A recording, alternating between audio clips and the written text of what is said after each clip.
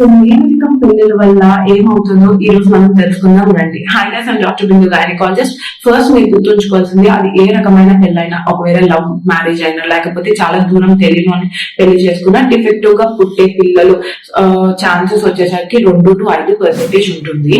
కానీ మేనరికం పెళ్లిలో అది మెయిన్లీ ఏంటంటే బాగా క్లోజ్ రిలేటివ్స్ ని పెళ్లి చేసుకున్నా, లేకపోతే మీ ఫ్యామిలీలో ఎప్పటి నుంచో మేనరికం పెళ్లిళ్ళు అవుతున్నాయి, మీ పేరెంట్స్ ని మేనరికం పెళ్లి, లేకపోతే మీకు కాబోయే వాళ్ళ పేరెంట్స్ ని మేనరికం పెళ్లి, ఇలాంటి కండిషన్స్ లోని డిఫెక్ట్ గా పుట్టే పిల్లలు ఛాన్సెస్ 10% దాకా వెళ్తుంది.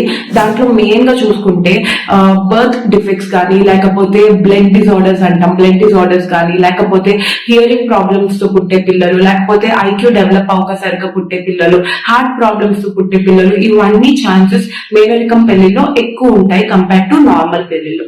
సో దీంట్లో ఫస్ట్ మీరు తెలుసుకోవాల్సింది ఏంటంటే, జనరలీ ఒక బ్లడ్ రిలేషన్ చేసుకుంటున్నప్పుడు మీ ఫ్యామిలీలో ఎప్పటి నుంచో ఏదైనా డిఫెక్టివ్ జీన్ ఉంటే అది మీ ముత్తాతల నుంచి తాతలకి, తర్వాత మీ పేరెంట్స్ కి, మీకు ఇలా వచ్చే ఛాన్సెస్ ఉంటాయి. సో అందుకని మీ ఇద్దరికి అదే డిఫెక్టివ్ జీన్ ఉండడం వల్ల మీ ఇద్దరికి పుట్టే పిల్లలకి ఈ రెండు డిఫెక్టివ్ జీన్స్ వెళ్ళి అది జబ్బుగా కనిపించే, అది డిఫెక్ట్ గా కనిపించే ఛాన్సెస్ ఎక్కువ ఉంటాయి. సో దీనికి మీరు ఫస్ట్ జెనెటిక్ కౌన్సిలింగ్ తీసుకోవాలి. సో జెనెటిక్ కౌన్సిలింగ్ లో మీకు చెప్తారు మీకు ఎంత పర్సెంటేజ్ ఇలా పుట్టే ఛాన్సెస్ ఉంటాయి పిల్లలు.